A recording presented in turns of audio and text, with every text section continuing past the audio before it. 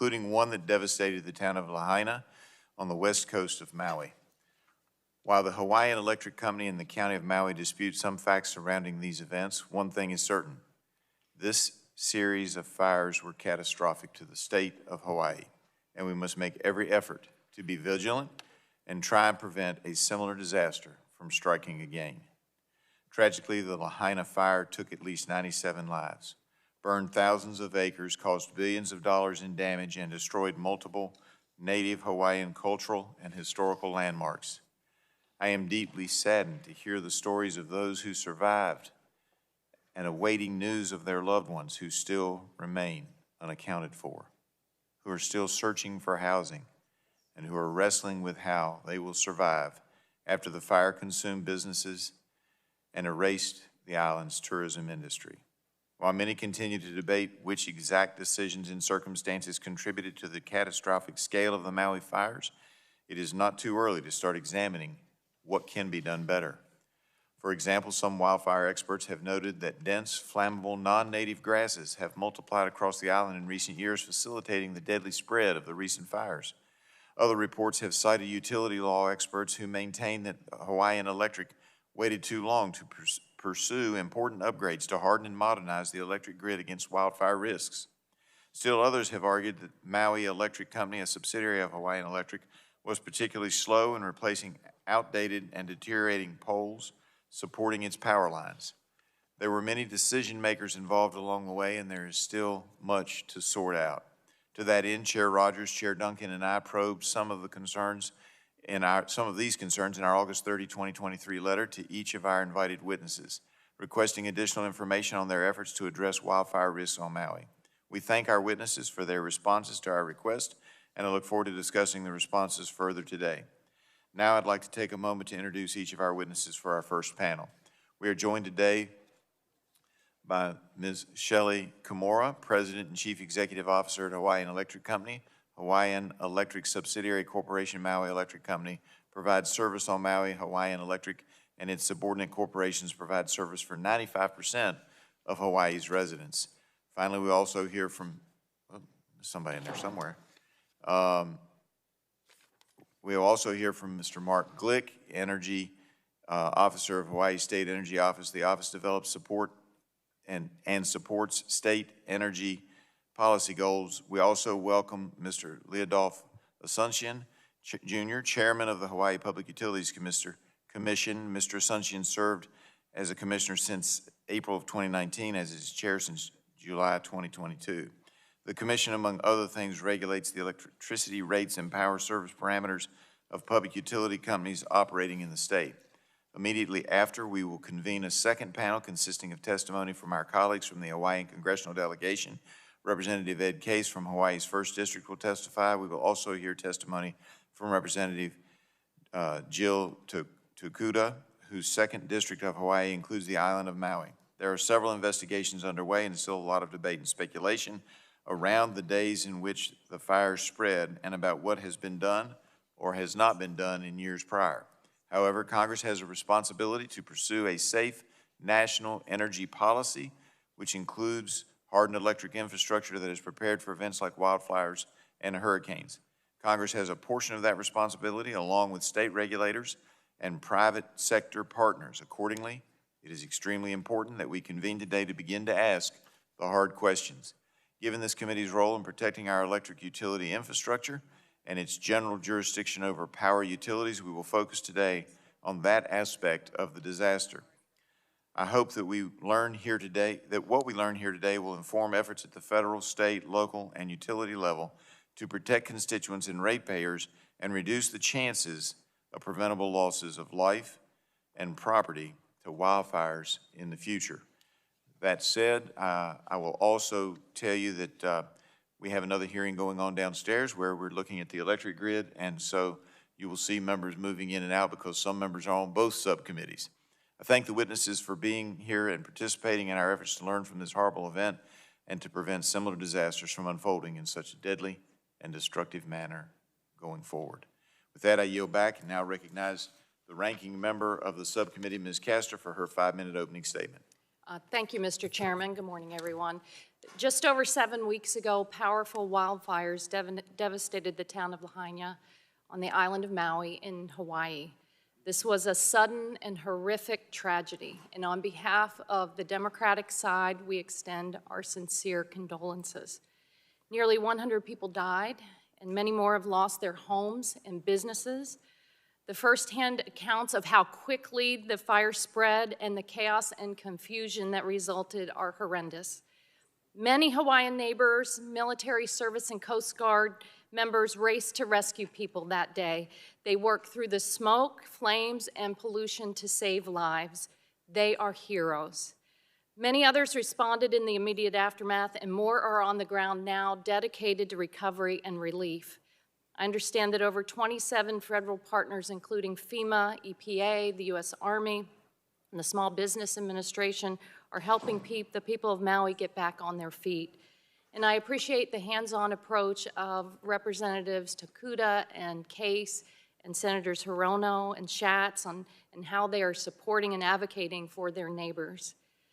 Top of mind for the Congress at this moment of a threatened government shutdown must be to ensure that the recovery work continues uninterrupted for the people of Maui. Today, I hope we can learn more about the conditions that caused the fire and what else Congress can do for the island. There are things that we do know already. We know that strong winds from a nearby hurricane combined with drought conditions and dry vegetation led to advanced warnings of fire on Maui.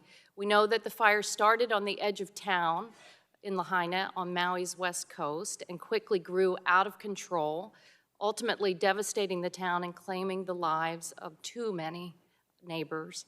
Fire crews were dealing with another fire miles away. We know that people there are still suffering from the losses of their friends, families, and homes, and that firefighters are still working to contain wildfires elsewhere. What we do not know is the exact cause of the fire and what more, if anything, could have been done to prevent it from starting or spreading. Hawaiian Electric has said that one of its power lines ignited an earlier fire in Lahaina the morning of August 8th. The Maui Fire Department said it had extinguished that fire. But then fire was reported again in the same location and it quickly spread. While the National Weather Service in Honolulu began issuing alerts days before the Lahaina fire began, important questions remain about whether more could have been done to notify residents or de-energize power lines sooner. There are also critical questions about the steps local officials took in the 5 years since the wildfires struck Maui in 2018. These are important questions that are already being investigated. And while I strongly believe that we in Congress have an important oversight role to play, I do think it would have been helpful to have the benefit of the on-the-ground findings from the authorities before pulling the attention of our witnesses away from recovery efforts to appear before us. Nonetheless, I appreciate your willingness to be here today and hope we can learn more about this tragedy, whether and how it might have been prevented, and what can be done to prevent future tragedies like this, including ensuring that investments made for grid hardening under the Bipartisan Infrastructure Law and the Inflation Reduction Act are delivered quickly and effectively. I would also like to learn more about how electric and other infrastructure can be rebuilt in a more resilient way. It's only been 7 weeks since the Lahaina fire, and the emergency is not over. Investigators deserve time to do their work thoroughly and present their findings. Until we get a clearer picture, our primary focus must continue to be on relief and recovery efforts for the people of Maui. And that includes keeping government open and ensuring that federal resources are available to them. Thank you, Mr. Chairman, I yield back. Gentlelady yields back. Now recognize the chairwoman of the chair of the full committee, Ms. McMorris-Rogers, for her 5 minutes. Thank you, Chair Griffith. Critical. It's a critical one. We're examining the tragic events that unfolded on the Hawaiian island of Maui last month. On August 7th and 8th, a series of fires broke out on the island, including one that destroyed the town of Lahaina. Our deepest condolences to the people of Maui as they face the daunting task of rebuilding their communities, mourn the loss of loved ones, and grapple with the painful memories of that terrifying day. The pain of seeing your home and your neighbors' homes destroyed within a matter of hours or even minutes is gut-wrenching. At least 97 lives were lost to this disaster. And we continue to pray that God provides strength and comfort to their loved ones. Many are still missing. According to an estimate from the University of Hawaii's Pacific Disasters Center, at least 2,200 buildings were destroyed, with about 86% of those buildings being residential. We must do everything we can to minimize the chance that such a destructive and deadly disaster will occur again on Maui or anywhere else in the country. And unfortunately, if we fail to learn from this event, it very well could. The Hawaii Wildlife Management Organization reports that each year, the percentage of total land burned by wildfire in Hawaii is equal to or greater than any other state in the nation. And according to the wildfires experts from the University of Hawaii, the area burned across all 4 counties in Hawaii each year has increased by 300% within the last several decades. Eastern Washingtonians are no strangers to the disastrous consequences of wildfires either. Last month, the Gray and Oregon road fires destroyed hundreds of homes, forced evacuations, and have been linked to 2 deaths. Hundreds are still recovering from and coping with the destruction of these wildfires. While it's difficult to revisit the disaster that occurred on Maui, we must examine any factors that could have caused or worsened the emergency, identify any unnecessary hazards that were allowed to persist, and pinpoint any additional precautions that could have been taken. I understand debate about the factors behind the cause and spread of the fires continues, but that Hawaiian Electric acknowledged that an early morning fire on August 8th appears to have been caused by power lines that fell in high wind. What happened after that, particularly concerning the second fire that swept through Lahaina that afternoon and destroyed lives, and the town remains open to an investigation. Part of our job here in Congress is to ensure that every American has access to affordable and reliable energy, and that responsibility includes making sure that energy comes from safe, well-maintained infrastructure. There's been a lot of emphasis on some of the competing priorities when it comes to modernizing our electric grid in recent years. However, we must make sure that safety remains a top priority. A grid that's not prepared for extreme weather or is inadequately maintained is not only unreliable, but also an unacceptable safety hazard that could potentially cost billions of dollars and endanger lives. While we cannot prevent and control every hazard, such as the high winds that struck Maui leading up to the fire, we must harden our grid to hazards, address wildfire risks such as vegetation overgrowth, and implement appropriate precautions for extreme weather. We appreciate all the witnesses traveling across the country to be here today. You have a difficult road ahead of you in rebuilding after this tragic event. I hope that today we can learn how Congress can be a strong partner for utilities and state agencies in addressing grid safety concerns. And while there's other investigations ongoing, we hope that this hearing provides some clarity on how and why this disaster unfolded in such a catastrophic manner and what steps can be taken to minimize the likelihood of it occurring again. I yield back, Mr. Chairman. Gentlelady yields back. Now recognize the ranking member of the full committee, Mr. Pallone, for his 5-minute opening statement. Thank you, Mr. Chairman. The wildfires that swept through the town of Lahaina on August 8th were a catastrophic disaster, and I want to offer my deepest sympathies to all those affected. It's a devastating tragedy, and we must ensure that Congress supports the island every way we can. There are many unanswered questions about how this terrible tragedy happened, and I'm not going to go through all the things that have already been mentioned by my colleagues in terms of what actually happened or what we know. But I know that first responders tried to contain the blaze, and some residents were able to evacuate, but tragically it wasn't enough, and the fire went completely out of control. I also want to say that we can't overestimate or overstate the enormity of the disaster and the destruction it brought. and the fact that so many people died and are still missing, and that many of the deceased have not been identified, and many residents are living in temporary shelters because their homes are gone. Officials estimate that over 2,000 structures were damaged or destroyed. It's going to be a very long road to rebuild, and emergency responders, as has been mentioned, are still working day and night to fight the ongoing fires in remote areas of the island. Now, many factors appear to have contributed to the catastrophic scale of this fire. The extremely high winds pushing flames through dry vegetation rapidly escalated the fire's spread and prevented successful firefighting efforts. Evacuation routes were blocked by police due to downed trees and power lines, which resulted in bottlenecks and gridlocks on the few roads in and out of Lahaina. And power outages and damaged cell towers exacerbated communication problems and created further confusion.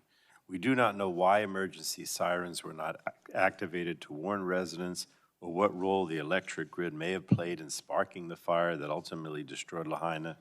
In terms of a government response, the acting governor declared a state of emergency the day the fire started, and 2 days later, Governor Green requested a disaster declaration, which was immediately granted by the Biden administration.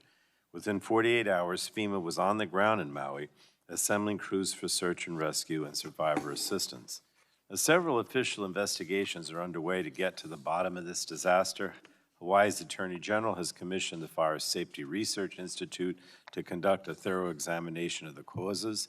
It's expected to make multiple interim reports before issuing a final report and recommendations around August of next year. Those on the ground with the most information and experience are the appropriate authorities to examine the causes of the fire, and I look forward to hearing from our witnesses. But I'm concerned that this hearing is shifting attention and resources away from ongoing relief efforts on Maui and the official investigations that are still in their early stages. Congress should focus on ensuring that the federal government can continue providing relief to the people of Maui, and that means funding the government and funding FEMA's Disaster Relief Fund, which the President has asked us to do. And that is something specific that we and only we can and should do without delay. A reckless government showdown, or shutdown, I should say, which we know is imminent, would slow Maui's ability to rebuild and recover. And after all, this disaster is not over. Thousands of people are displaced and in desperate need of permanent housing. Firefighters are still working, and utility crews are working to restore power and repair damaged infrastructure. So I'm hopeful that the investigations will provide answers so that we can learn from this tragedy to ensure this does not happen again. But right now, we must do all that we can to support the residents of Maui recover and rebuild. And a shutdown is not the answer, obviously. I mean, it's hard for us here in the midst of this potential shutdown to be talking about how much we can do, because we don't know if government is going to be able to do anything if by tomorrow night or Saturday the government shut down. That's certainly not, it's not easy for us to say to you that we're going to help when we don't even know if the government's going to be open. So I guess my main thing, and I know it sounds political, but I can't help it, because if the government shuts down, is a serious question about what we're actually going to do. But in any case, we appreciate everybody being here, and we are determined to do whatever we can to help. So thank you, Mr. Chairman. I thank the gentleman. Gentleman yields back. That concludes members' opening statements. The chair would like to remind members that pursuant to committee rules, all members' written opening statements will be made a part of the record. Please provide those to the clerk promptly. Again, we want to thank our witnesses for being here today and taking the time to testify before this subcommittee. You will have an opportunity to give an opening statement followed by a round of questions from our members.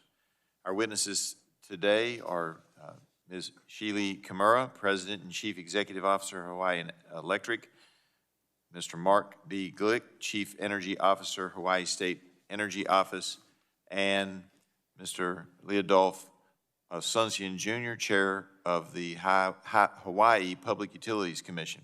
We appreciate you all being here, and I look forward to hearing from you. You're aware that this subcommittee is holding our oversight hearing, and when doing so, we have the practice of taking testimony under oath. Do any of you have an objection to taking testimony under oath or giving your testimony under oath? No. Seeing no objection, we'll proceed. I would also advise you that you're entitled to be advised by counsel pursuant to House rules. Do any of you desire to be advised by counsel during your testimony today? All right, I don't see any asking for that, so if you all would please stand and raise your right hand. Do you promise to tell the truth, the whole truth, and nothing but the truth, so help you God? Seeing the witnesses all answered in the affirmative, you are now sworn. You may sit down. You're now sworn in and under oath, subject to the penalties set forth in Title 18, Section 1001 of the United States Code.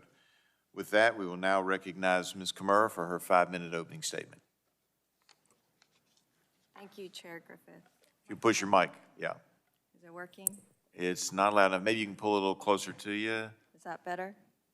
It's a little better. What do our technicians say? Are we okay? Testing. I think we're good. Go ahead. Better? Okay. Aloha and good morning. On August 8th in Lahaina, Maui, we saw human loss and devastation at a speed and scale that is difficult for our hearts and minds to process. I want to start by honoring those lost and those whose lives have been forever changed by this overwhelming and tragic event. Most of you know the word aloha. There's another word in the Hawaiian language, kuleana. Loosely translated, this word means responsibility. But like aloha, it cannot be simply defined. It is a deep sense of responsibility that is both an obligation and a privilege.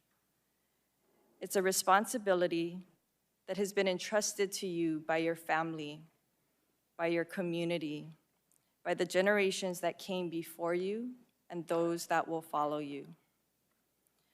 Kuleana is one's responsibility within a bigger system or community to which one belongs. It's a privilege to have kuleana within this interdependent system and to one another.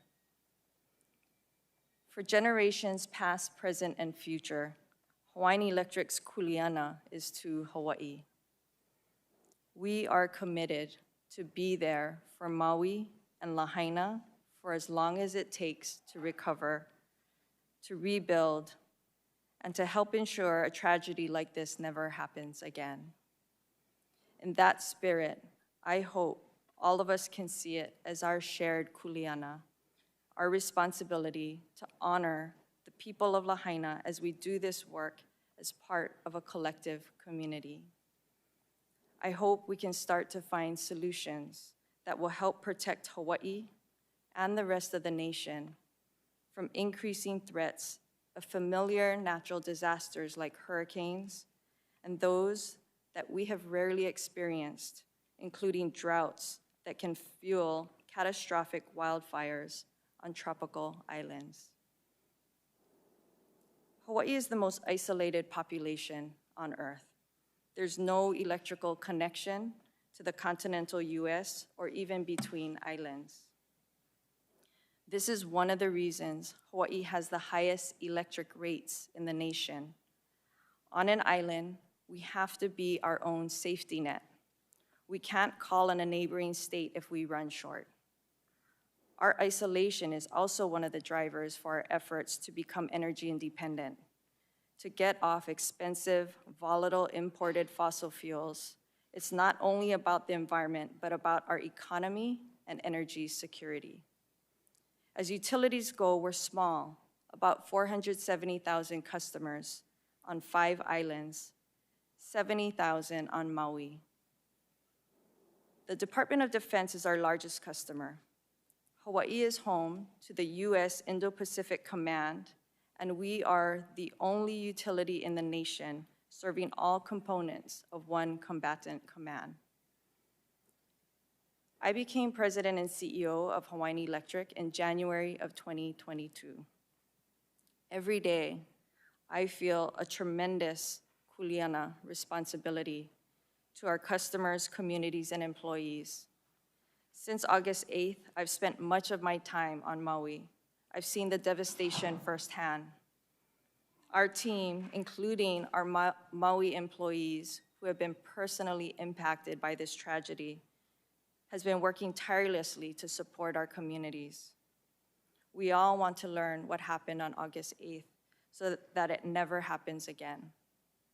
On that day of fire at 6:30 a.m., what I will refer to as the morning fire appears to have been caused by Hawaiian Electric power lines that fell in high winds.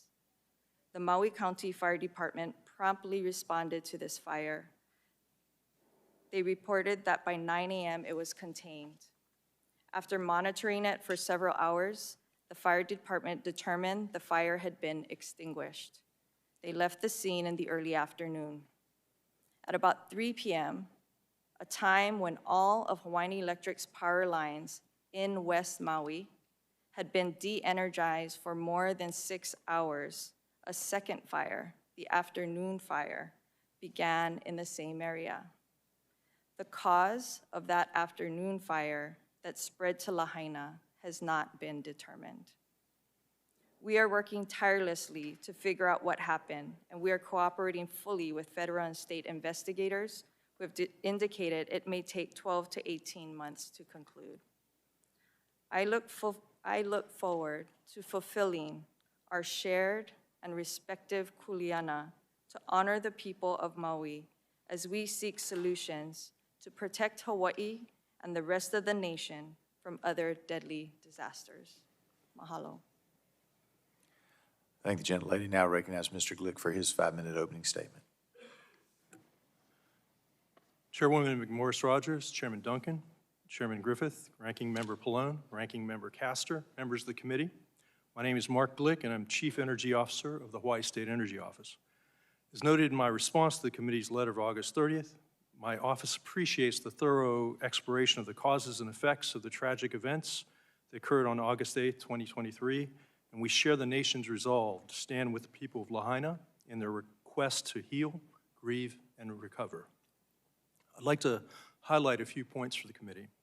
The driving force for Hawaii's aggressive pursuit of energy self-sufficiency is due to our deep concern over oil price volatility, which is extremely detrimental to our economy and our cost of living. Hawaii's oil has been and continues to be sourced primarily from Africa, Europe, and Asia, and the run-up of oil prices due to Russia's invasion of Ukraine had resulted in 40% higher diesel costs on the island of Molokai in Maui County, which has only 18% renewable energy. On the flip side, the island of Kauai, with 60% renewable energy, only experienced a 5% increase in energy costs during the same time and has the lowest average electricity rates in the state. In other words, adopting renewables in Hawaii is a low-cost energy solution while achieving other policy objectives. Hawaii's new normal with wildfires, long a real threat, was first realized with Hurricane Lane in August of 2018 and the California wildfires. It's now recognized that Hawaii's wet and dry periods are more pronounced, and for the first time, wildfire risk was ranked equivalent to hurricane, tsunami, floods, and earthquakes. Since the deadly fire in Lahaina, the Energy Office has participated in discussions with the Attorney General and other parties and is aware that investigations are ongoing with respect to Hawaiian Electric's actions. Therefore, it would be inappropriate for the Energy Office to comment on those issues at this time. We take an all-hazards approach to resilience and serve as emergency support function number 12 within FEMA's National Disaster Recovery Framework. Our broader mission is to help mitigate and respond to threats on energy resilience, focusing on energy security plans and response efforts. In that role, we have previously flagged invasive grasses and vegetation on the island of Maui and elsewhere in Hawaii as resilience threats. But I should make it clear, the Energy Office does not have any authority for oversight or enforcement of the utilities or the private sector on energy matters. We have also seen no evidence thus far that indicates renewable energy development has restricted available funds for vegetation management. A key Energy Office resilience efforts was participation in July of 2019 to November 2021 in the Resilience Working Group, established as part of Hawaii Electric's integrated grid planning process, with oversight by the Hawaii PUC. The working group considered hurricanes, earthquakes, tsunamis, volcanoes, wildfires, and physical and cyber attacks as the greatest threats to grid resilience, and recommended a set of resilience measures, including those addressing vegetation management. Among those recommendations are plans for enhanced vegetation management, particularly in critical grid areas, continue to harden and reinforce critical transmission circuit and upgrade structures, continue planning for expanding water-resistant underground cables, establish priority circuits with enhanced restoration capabilities and greater hardening, consider adopting advanced technologies and a more distributed resource approach, including microgrids for emergency and backup operations, and develop wildfire mitigation strategies for a worst-case wildfire event at Maui, a location just 16 miles south of Lahaina. The working group emphasized that infrastructure owners and operators must work together in close partnerships to coordinate disaster planning and recovery with the shared responsibilities between the power companies, key customers, and the government. The final consolidated integrated grid plan was submitted to the Hawaii PUC by Hawaiian Electric on May 12th of this year and is currently under review by the Hawaii PUC. The Energy Office is now completing the Oahu Energy System and Critical Infrastructure Vulnerability and Resilience Assessment, a FEMA-funded effort. This assessment of Oahu's major energy supply, distribution, and demand networks and the state's critical infrastructure risks covers electricity, liquid, and gas energy infrastructure. Once completed, the Energy Office plans to follow up, pending FEMA approval, with a second phase of analysis for Kauai, Maui, and Hawaii counties. In conclusion, it's clear that a multi-pronged approach to prevent, mitigate, and respond to wildfire threats is necessary, involving both short-term and long-term actions. These solutions require a shared commitment of private and public sector will and resources to adequately safeguard our essential energy infrastructure. In the response efforts related to the Maui and Hawaii County wildfire tragedy, Hawaii expresses its sincere gratitude to the federal assistance we have received thus far, and we humbly request your future support and assistance as we recover and rebuild. I'm happy to answer any questions you may have. Thank the gentleman. Now recognize Mr. Asuncion for his 5-minute opening statement. Thank you. Chair Griffith, Ranking Member Castor, members of the subcommittee. On behalf of the Hawaii Public Utilities Commission, I wish to express our appreciation for the sincere outpouring of support for our communities in the wake of this tragedy. We appreciate this committee's focus on this issue and the opportunity to speak to you, as addressing the increasing number and magnitude of natural disasters requires unprecedented levels of collaborative action. We are still grappling with the devastation of this tragedy, and our hearts remain with all of the victims and their loved ones. These communities have been irreversibly impacted, and we intend to maintain our focus on supporting them as the months and years go by. In my statement, and you do have a copy of my written statement, the Commission wishes to share with this subcommittee its perspective on the following 3 topics.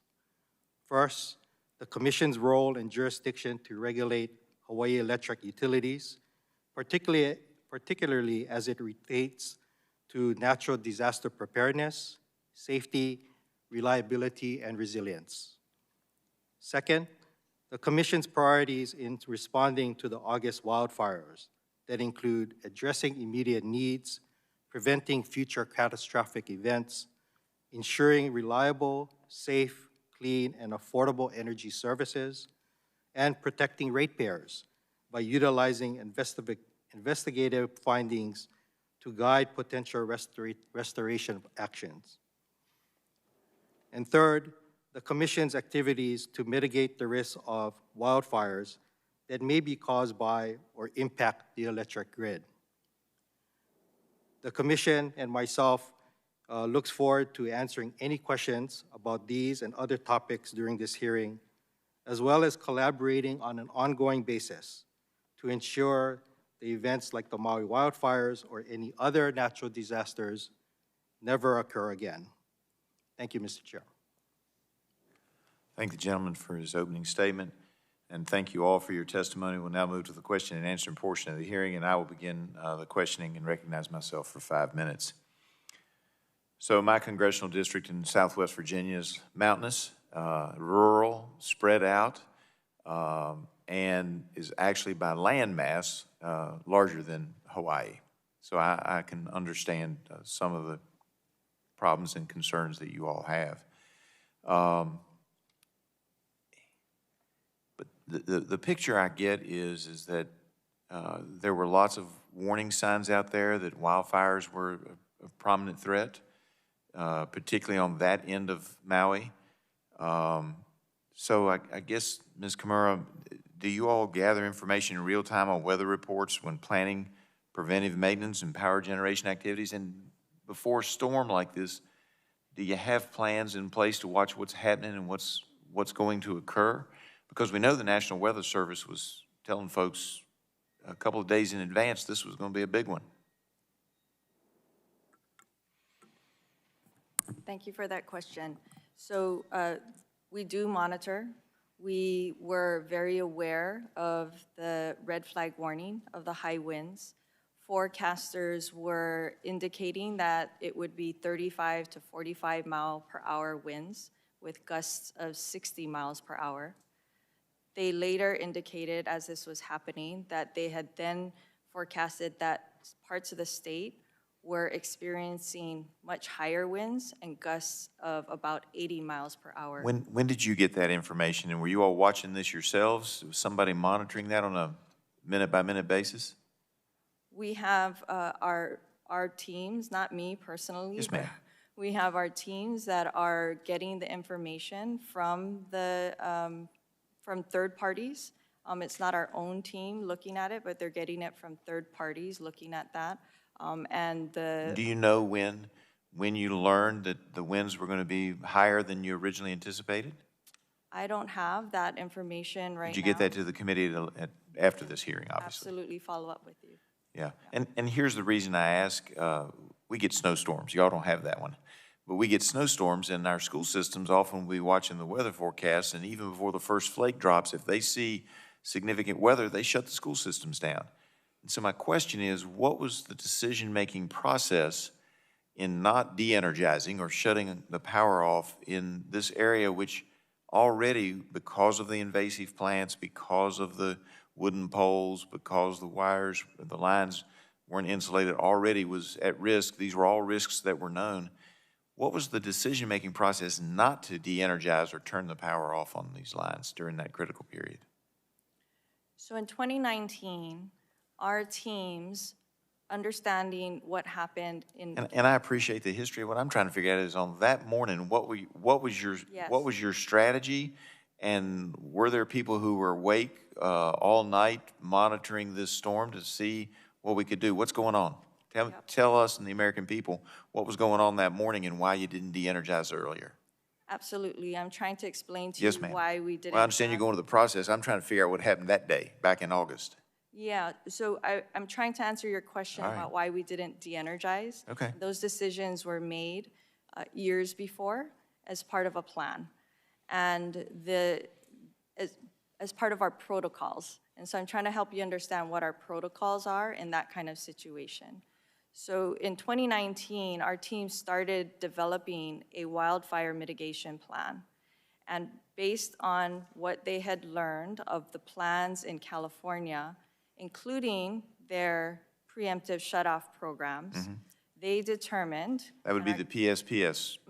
Okay. PSPS, that wasn't the appropriate fit for Hawaii. Hawaii is very unique, and through that process, that's the determination that was made, and we had other protocols in place when there's high winds. So when you're asking why didn't we shut off the power, that is not our protocol to do that. All right, let's stop right there. Okay. Going forward, are you re-examining that? Are you looking at doing the public safety power shutoff programs? Are you looking at that now? And are you re-examining your protocols because they didn't work? We are absolutely re-examining our protocols. I want to make it absolutely clear that the afternoon fire, the cause of that fire has not yet been determined. I heard your testimony, and I just want to confirm, you never re-energized your power lines once you shut them down. Is that correct? That's right. And A little bit before 7 a.m., our lines were not re-energized. And how long did it take for the energy to get out of those power lines? I understand it takes some time. Once you push the button to turn it off, how long does it take where the lines are no longer a danger to the public or to firefighters, et cetera? I don't know that exact answer, If you but could I get can that for me later. guarantee you, yeah. All right, and I apologize, but my time is up, and so I have to yield, even though I'm the subcommittee I'm chair. sorry to- I have to follow the clock too, and I now yield back and recognize Ms. Castor, ranking member, for her 5 minutes of questions. Thank you, ma'am. Thank you very much. I also want to focus on the conditions prior to the fire. I actually was in Honolulu on August 8th at Indo-Pacific Command with General Aquilino and on a bipartisan CODAL as we were headed to the Pacific Rim, and it was extraordinarily windy, and everyone was commenting on it, and they didn't have an understanding yet of the extent of the devastation in Lahaina, but officials had been warning about the likelihood of high winds and wildfire risk for a couple of days. So the information we have is that on August 6th, the National Weather Service warned of fire conditions due to severe drought and strong winds. And on August 7th, the National Weather Service issued a red flag warning indicating severe fire risk. So you said HECO was aware of these warnings from the National Weather Service, correct? That's right. And so I want to dive in. The protocols what exactly were the protocols on the books that that ensured when you received these warnings that action was going to be taken immediately? Yeah, so the protocols on the books for many years was to disable a setting on our system that automatically recloses a circuit if there's a fault. Meaning that if there's a fault indicated on the line, that it won't re-energize. The breaker will open and then it won't re-energize. And then how quickly after you received the warning did you act to do that? I don't know the exact time. I believe the warning, and we can, subject to check, I believe the warning happened overnight, and by the morning that those protocols were put into place. But we can get that for you, those details. Mr. Sunchin, does HECO have the authority to proactively de-energize its lines in response to weather conditions? Excuse me, can you repeat that question? Does HECO have the authority to proactively de-energize the lines when they receive these warnings? Yes, they do. Okay. Ms. Kimura, when did HECO first become aware that one of its power lines was down in Lahaina? We had a number of power lines coming down, and I'm trying to remember when the first one was down, and I can't recall right now. I mean, there was a lot happening from August 7th to August 8th. Mr. Sunchin, do you know exactly when? When did you receive notice? I received notice of lines going down or basically in the afternoon of the 8th when HECO informed us that they activated their incident management team. Last year, HECO submitted a plan to the PUC to spend $189 million on grid hardening to make its energy grid more resilient. And last month, DOE announced $95 million. U.S. DOE announced $95 million to Lahaina coming from the bipartisan infrastructure law. Ms. Kimura, can you describe HECO's proposed grid hardening plan and what steps you have already taken to improve your lines prior to the fire and how you intend to use these federal investments?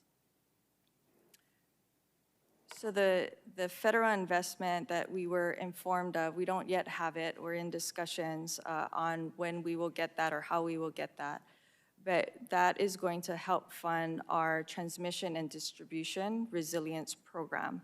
And that is a multi-year program that we have in front of the Public Utilities Commission. We had filed for approval for that program in June of 2022.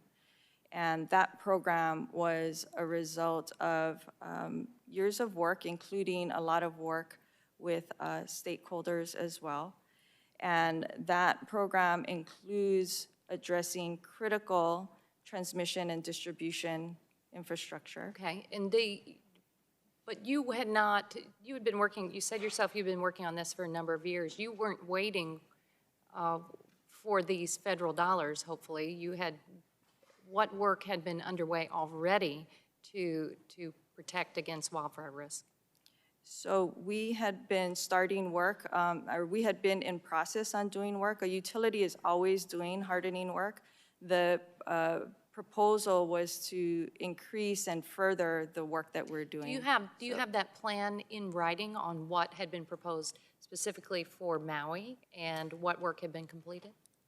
We have the work in writing that had been proposed. We also have our wildfire mitigation plan, and we had began implementing that even before the approval of that plan. Thank you very much. I think the committee would like to see those documents, the plan that had been composed for years ahead of time, and then exactly what work had been taken in advance prior to these devastating fires. We'd be happy to provide that to you. Thank you. I yield back. Thank you for agreeing to provide that information, and I recognize the chairwoman of the full committee, Ms. McMorris-Rogers, for her 5 minutes of questioning. Mr. Glick, in your written testimony, you state that your office actively develops policies to achieve renewable energy and energy resiliency with the legislature, public utilities commission, state agencies, and other relative stakeholders. In filing submitted to the Hawaii Public Utilities Commission last year, Hawaiian Electric stated most storm damage tends to be due to trees that are outside of the right-of-way. Utility best practice is to identify and proactively remove these trees, with the removal being paid for by the utility. A robust hazard tree program can greatly reduce the amount of damage that occurs during a major storm. Additionally, in the response to the committee's question about the vegetation management, Hawaiian Electric stated, the vast bulk of invasive grasses on the island of Maui are not on land owned or controlled by Hawaiian Electric. The utility also added, eliminating vegetation, such as grasses, present in easements and right-of-way, but not tall enough to contact the lines, is not generally within Hawaiian Electric rights. A 2021 report on wildfire prevention by the Maui County Cost of Government Commission concluded above-ground power lines that fail, short, or are low-hanging can cause fire ignition, sparks that could start a wildfire, particularly in wind or stormy conditions. This condition is exacerbated by overgrown areas in the right-of-way beneath lines. So, Mr. Glick, would you agree that preventing damage to power lines by vegetation and preventing the spread of wildfires that could destroy electric infrastructure is a resilience issue? Yeah, certainly vegetation management is critical and can cause damage to power lines. Thank you. Does your office plan to review potential policy changes that may be needed to address hazard trees near utilities, rights-of-way, and flammable, overgrown vegetation in the vicinity of electric infrastructure? Yeah, we're certainly aware of great investments that Hawaiian Electric and our other utility, Kauai Island Utility Cooperative, have made in Hawaiian Electric's case, particularly on Hawaii Island with albizia removal. Albizia trees are invasive trees that have caused great damage. And, you know, our policies our look into policy changes. We'll continue to look at ways to also work with the private landowners and to try to have more cooperative efforts, because a lot of everything doesn't happen, as you mentioned, in the right-of-ways. Right, right, thank you. So, Ms. Kimura, you know, if there are, for example, the overgrown shrubs or an abundance of dry grasses under Hawaiian Electric lines, but not tall enough to actually contact the lines, you maintain that the company cannot do anything about them, and that's what it sounds like was cited, and based on Hawaiian Electric's response, I just wanted to give you a moment to elaborate on that. Thank you for the opportunity. So our easements and rights-of-way allow us to clear vegetation. So our vegetation management is around our lines. It does not give us the right, it is not a stated right to take care of the grass under our lines on private property. And so that is an issue that I think we all in our state need to be looking at. Now, given what happened on August 8th, and we all, I think, agree that that's a critical issue for everyone to be looking at. Great, thank you. I understand Hawaiian Electric mentioned hazard tree removal in its application before the Public Utilities Commission for Climate Adaptation, Transmission, and Distribution Resilience Program. I understand the application has not yet been approved. Is that correct? That's correct, it's in process. Currently, what does Hawaiian Electric do if its employees or contractors identify a tree that appears to be at risk of contacting one of Hawaiian Electric lines should it fall, whether due to poor condition or extreme weather? I'd have to get back to you on exactly what happens. We recently had an issue where there was a tree as a result of the fires in upcountry Maui that was at risk of falling. We had contractors go out there and take down the line, but the property owner was also there and indicating that this tree was at risk. Would you speak to the policy before the fires? How the utility would have responded? The reason why we're going to get approval for hazard tree removal, as I understand it, is because we are not, at this point, allowed to go ahead and do that as part of a larger program. Thank you. Given our rights of way and Okay, our easements. more questions to come. At this point, though, my time has expired. I yield back. Thank you, gentlelady, for yielding back. Now recognize Ms. Schakowsky for her 5 minutes of questioning. Thank you, Mr. Chairman. I really want to thank the witnesses and the tragedy that you have faced and the community sentiments that must be so overwhelming. I want to say my condolences for the loss of life and the loss of history in such a beautiful community. One of the things that really shocked me was that there was some misinformation that was being spread at the time. I don't know if this actually became an issue. I did want to ask you about it. I know that there were that there were some social media generated by China and other malicious actors who were actually saying that there was it was caused by government space lasers discouraging some people from dealing with FEMA, and that kind of misinformation, disinformation that was being circulated. How shameful is that? But I just wanted to ask any or all of you if this disinformation had any effect, if you had to deal with that at the same time as trying to address the tragedy and the things that happened afterwards and all the work that you had to do in order to do the best for your communities. So if you had any comments on that, hopefully it was not had a big effect, but let me hear from you.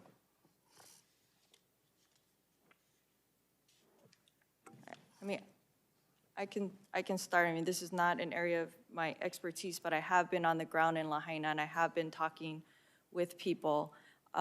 So it is very distracting and it creates divide in the community. And in a time where people need to come together and support the community, it does create noise that makes it much more difficult for that to happen.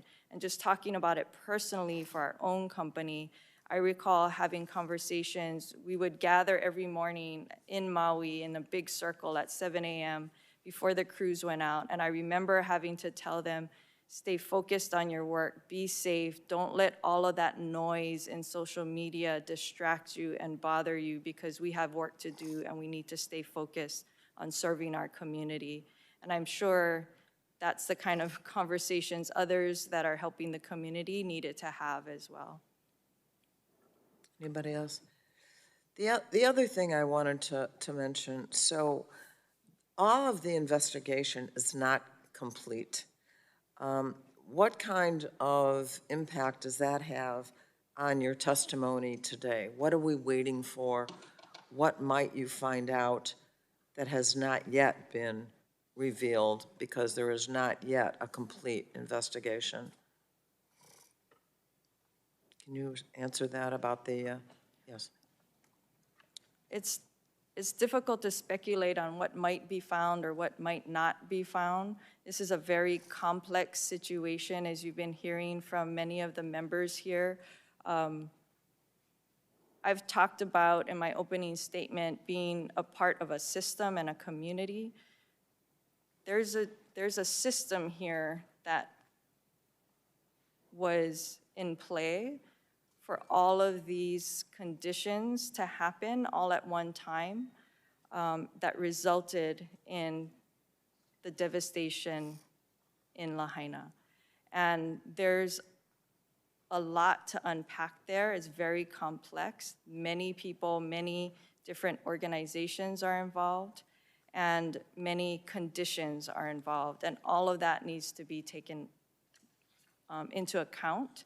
And those are all critically important to understand, and how all of that works together as an interdependent system for us to figure out the right solutions for Hawaii as well.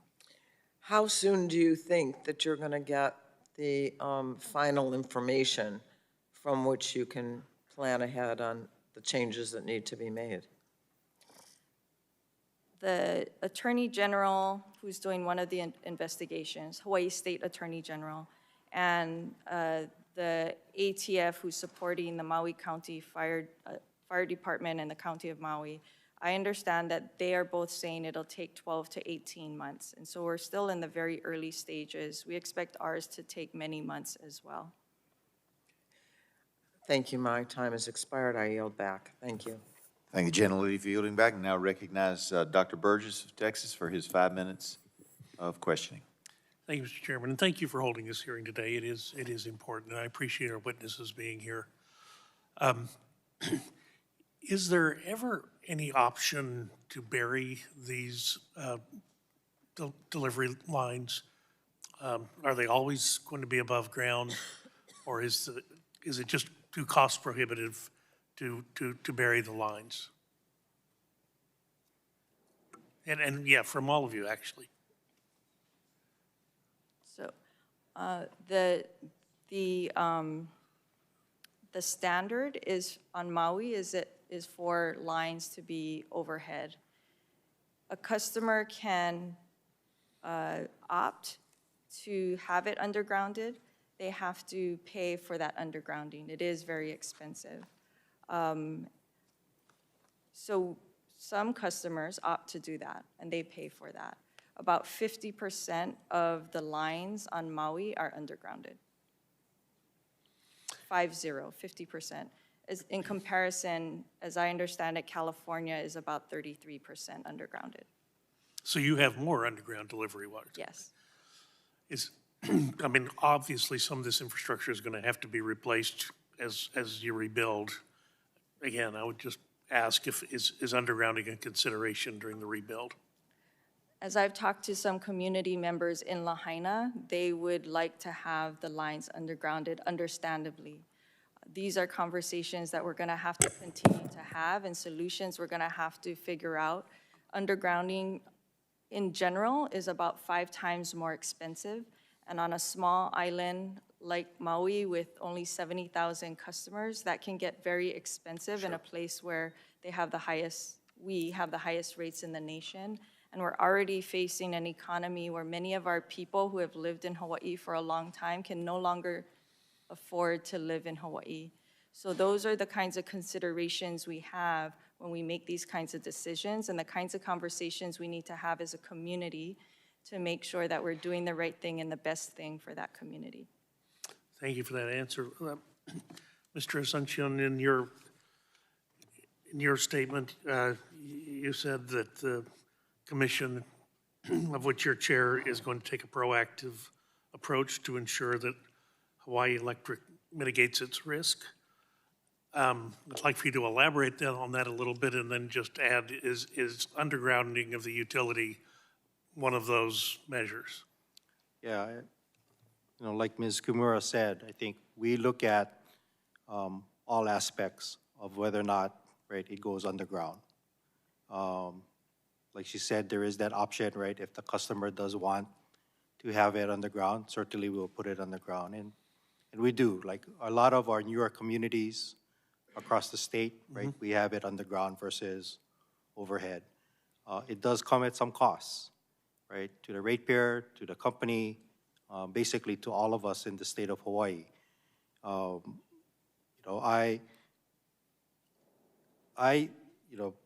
One of our things is really looking at the cost, but I will say as an urban planner and knowing the conditions underground, especially in Hawaii, you hit the water table pretty quickly.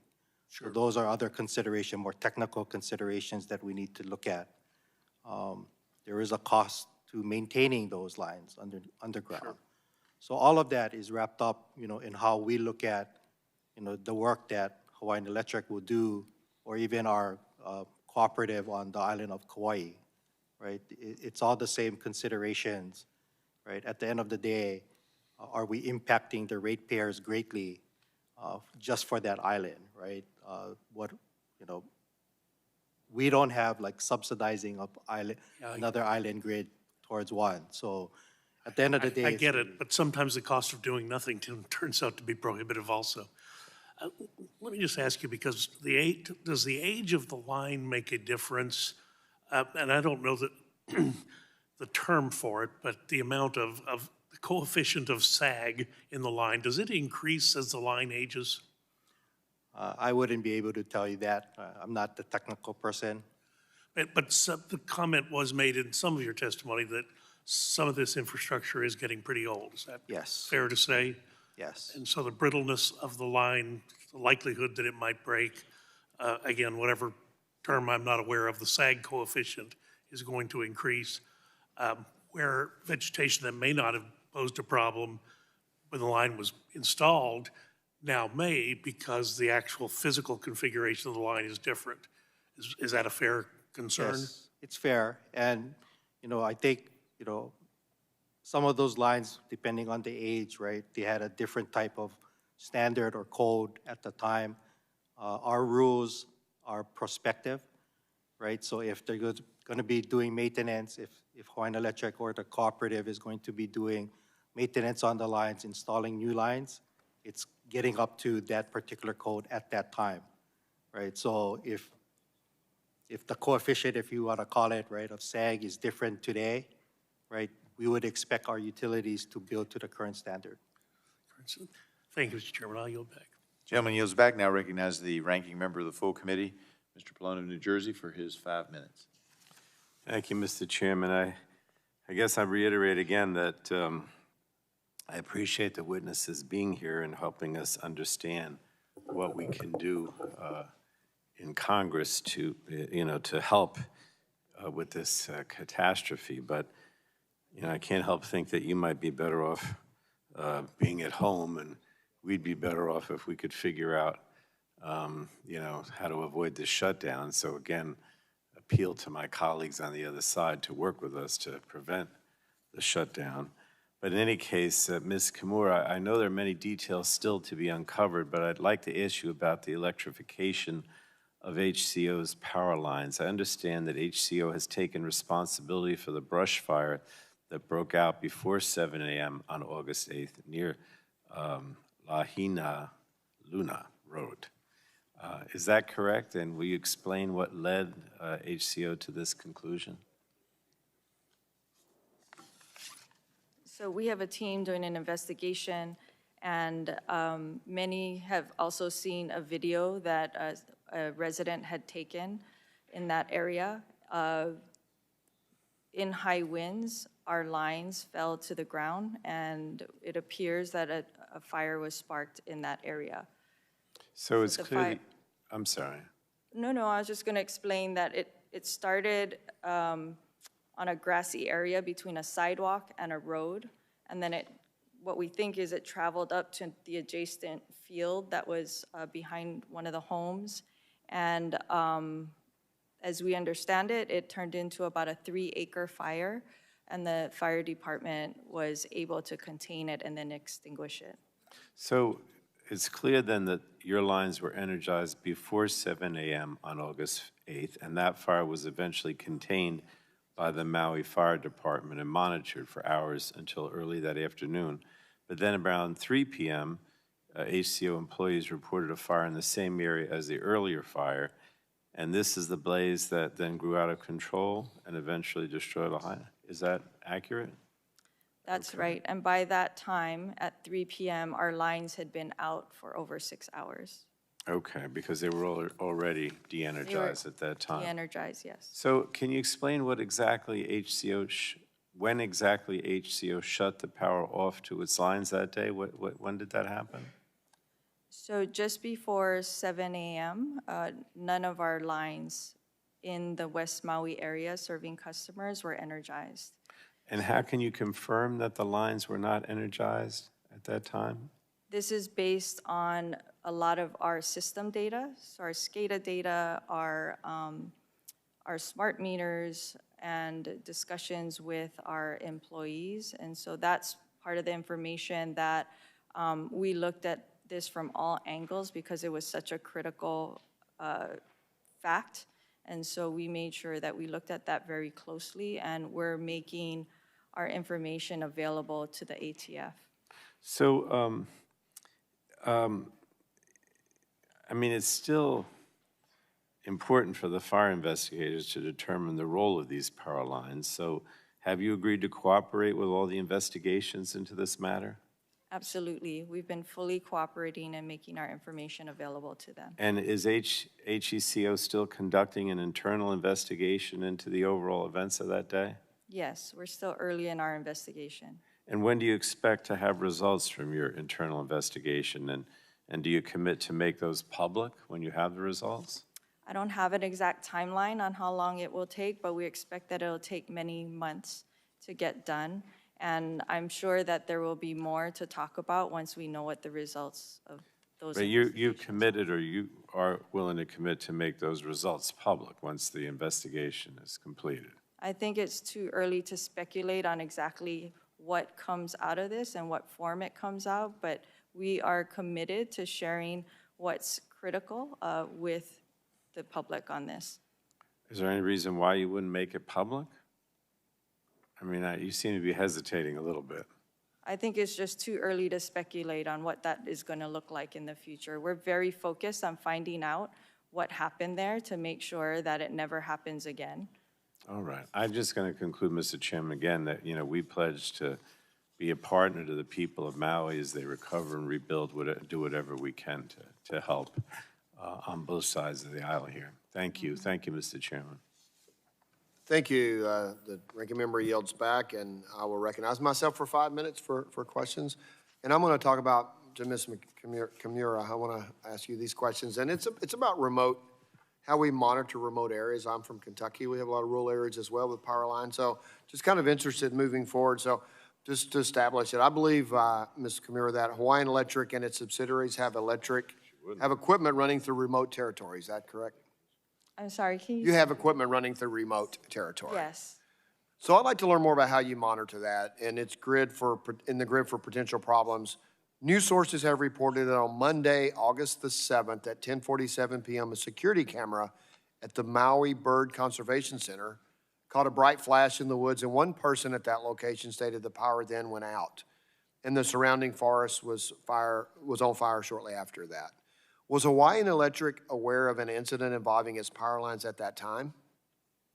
I do not know what was known right at that moment.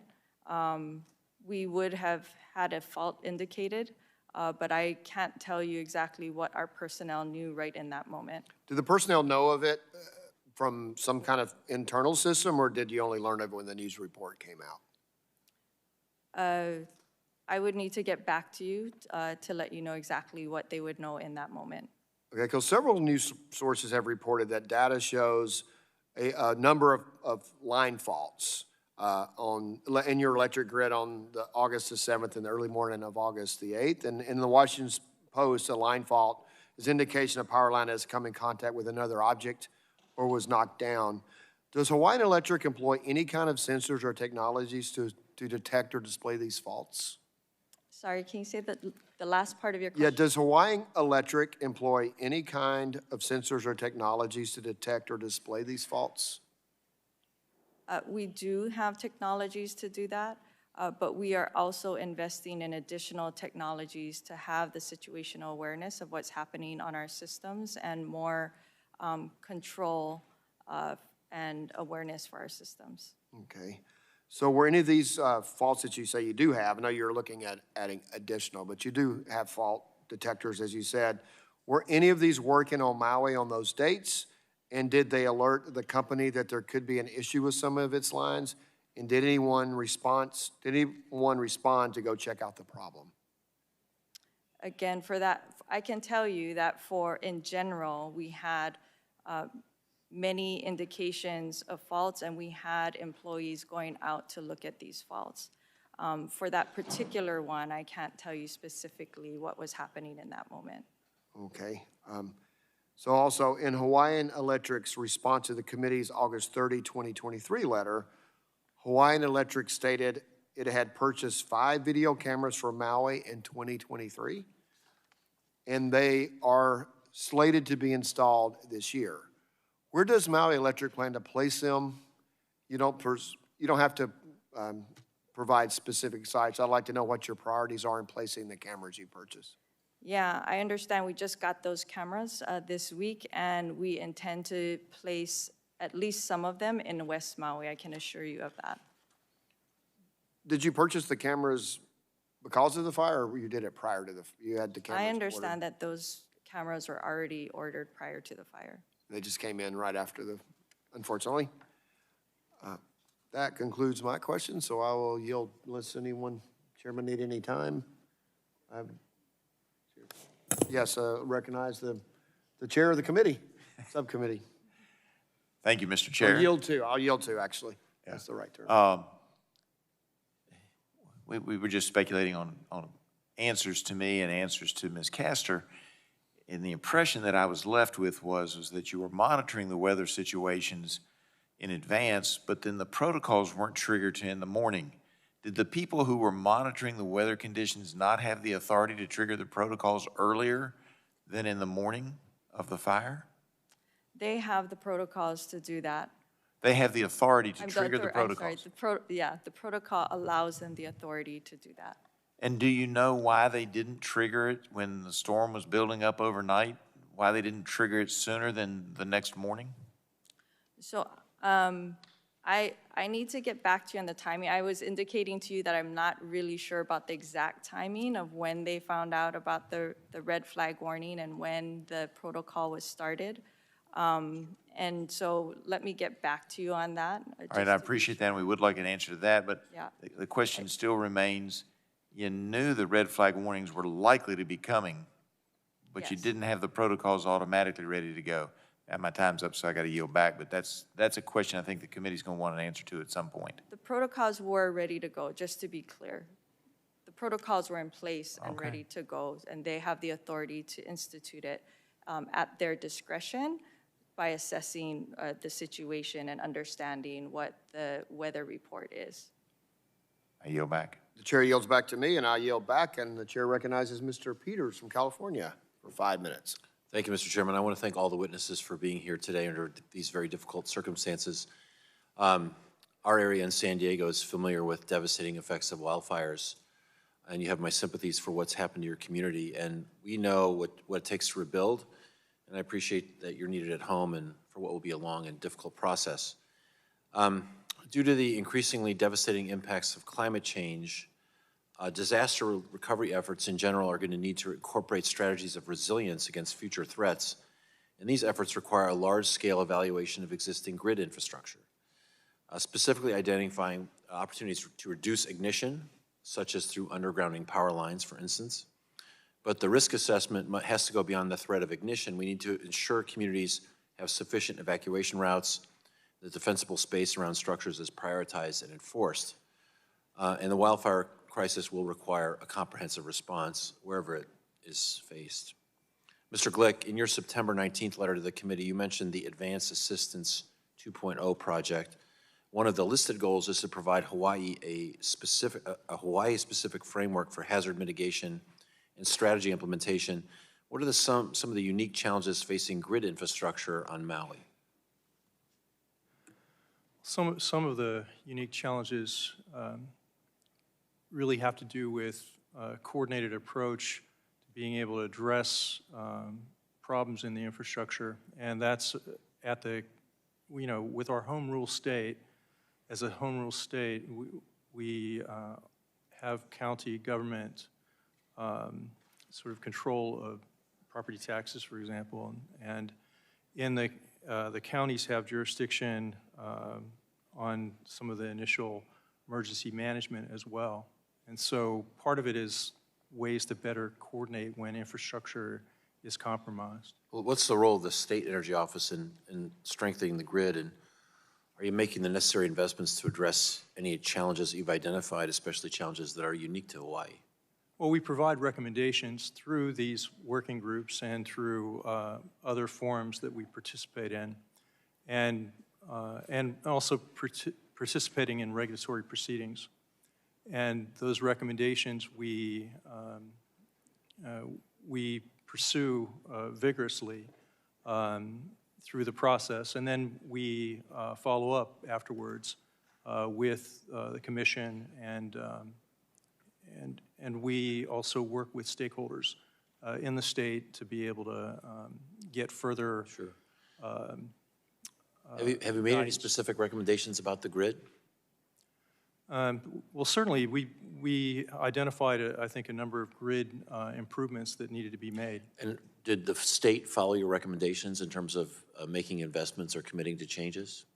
Well, the interesting thing is that the working group that we participated in most recently, as I've mentioned, submitted those recommendations in 2022, and the full report of the integrated grid plan was submitted in May of 2023. So the Public Utilities Commission hasn't yet had an opportunity to review and issue a decision in order. Okay. But we hope that will be forthcoming in the next 12 months. Mr. Asuncion, the same question. What's the role that the PUC plays in strengthening the grid, and how's been the response to your work? Sure, thank you for the question. But specifically, just because I don't have a lot of time, there's a Hawaiian Electric's June 22 application to invest in $190 million over 5 years to upgrade transmission and distribution infrastructure. How's that coming? That is coming along well. I think there was the filing of the application, and then there was an opportunity here for Hawaiian Electric to get some federal money to supplement that, right? And at the end of the day, it does save our ratepayers basically half the cost of the project. Right. My understanding is that an award was announced by the Department of Energy, and Hawaiian Electric is now talking over the exact scope for that money and how they would get that money granted to us. Okay. What we have committed to at the Public Utilities Commission is to render a decision within 90 days of the announcement of that award. But it sounds like you appreciate the role of this infrastructure investment and of transmission with relation to fires and resiliency. And sorry that that this came as you were preparing to deal with it, it appears. So I wish you the very, very best. And we send our love and prayers to the folks in Hawaii, and I yield back. Gentleman yields back. Now recognize the gentlelady from Florida, Ms. Kamick, for 5 minutes of questioning. Well, thank you, Chairman Griffith, for hosting this hearing today. Thank you to our witnesses for appearing before the committee on this very important topic. And, as we all know, the fire brought horrific loss, and it was truly a tragedy. And for everyone who was impacted, our hearts just break and go out to everyone who has experienced loss. So it's my hope that today in this hearing that we not only get answers, the very really much needed answers for so many people, but also we can identify ways that we can avoid another tragedy. So I'm going to start with you, Ms. Kimura. Did I say that correctly? All right, thank you.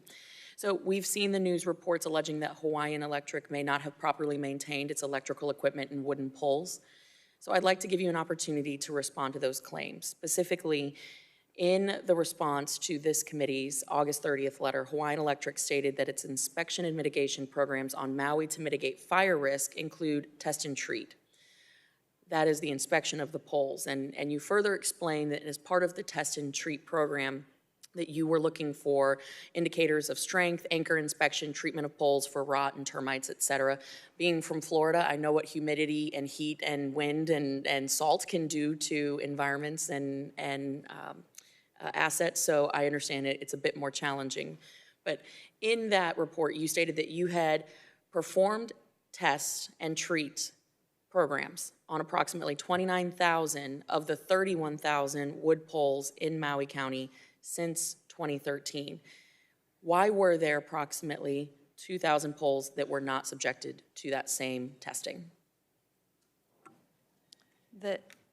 If I could also take a moment now that I want to clarify an earlier thing that I was talking about in terms of the timing of the red flag warning and when we instituted our protocols. So I was just able to double check on that information. So it was, the red flag warning was initiated overnight on August 7th, and by the morning of August 7th at 7 a.m., we had instituted our protocols. And so I wanted to make that clarification the day before all of this happened. And so on the polls, you are absolutely right, 29 out of 31,000 over the last 10 years. The last 2,000, my understanding is that we just hadn't gotten to those yet, and they're part of our program now. We have looked at, there was a Wall Street Journal article that talked about this recently as well, and if I could take the opportunity to You could certainly, you could certainly submit that for the record. I mean, Okay. But for the purposes of time, I just really understand if any of those polls that were not tested and treated, those 2,000 plus-ish polls, if they were not part of that program over that 10-year span, were any of those polls the ones located in the areas that were struck by the fire on the 7th and the 8th? I don't know the answer to that question right now. As we indicated, there's a lot happening right now, and we're still in response mode and haven't been able to look at all of those things. It's a very good question and something that we will look at. I can tell you that near the fire, we had looked at one of the poles, and we know that that was inspected just in 2022. So, you know, that's an indication of poles in those areas and the timing of when they were inspected. Okay. Well, and I appreciate it, and I certainly know, again, my state, you know, my district just took a Cat 3 hurricane, and Very so sorry for that. I 100% understand that recovery comes first. But I think certainly in the future, it would be very helpful to understand if those particular poles were in the area that was the initial start and subsequent spread, but then also what we can be doing for the future in terms of mitigating this issue with either composite poles, concrete, steel, looking at a variety where there's areas that are especially prone to having a weakened structure that would be helpful. I have 39 seconds, so I'm going to jump around. I'm just going to stay with you, Ms. Kimura. The report that you issued wasn't binding, I'm sorry, that the county issued. The 2021, July 2021, the County of Maui Cost of Government Commission, that wildlife reduction, or I'm sorry, wildfire prevention and cost recovery on Maui, that report, that's not binding, correct? I don't know if that's binding. I think that one was you're aware of to the the existence County of of it? Maui. Yes, I'm Okay. aware of the report. That was a report to the County of Maui. So did anyone from the utility engage with Maui County or the Cost of Government Commission following the report to identify a way that Hawaii Electric could help address the concerns that were laid out in this report? Based on what I was told, we were not tasked with those recommendations from the County of Maui. Those recommendations went to personnel within the County of Maui, and we were not necessarily tasked with those recommendations. That said, what those recommendations, the content of that recommendation, or those two recommendations, we were already doing that, and that's part of our wildfire mitigation plan. My time has expired, but I think it's really important for us to nail down what happens with jurisdiction on those recommendations and who takes responsibility for them. I know you said you were implementing a number of them, but I'd like to know where the liability falls. So with that, I yield back. Thank you to our witnesses once again. Thank the gentlelady for yielding back. Now I recognize the gentleman from Alabama, Mr. Palmer, for his 5 minutes of questioning. I thank the chairman. I thank the witnesses for appearing. It's heartbreaking what happened to Lahaina, and really, really hope that you can get things worked out for those people who have suffered so much. I do look forward to hearing from my colleagues from Hawaii and my friend Jill Takuda. So I know this really hangs heavy over them. What I want to ask Mr. Sunshine is, after a rate case is decided by the Public Utility Commission, for instance, a filing to perform vegetation trimming under a power line easement, how does the commission go about verifying that the work was actually performed?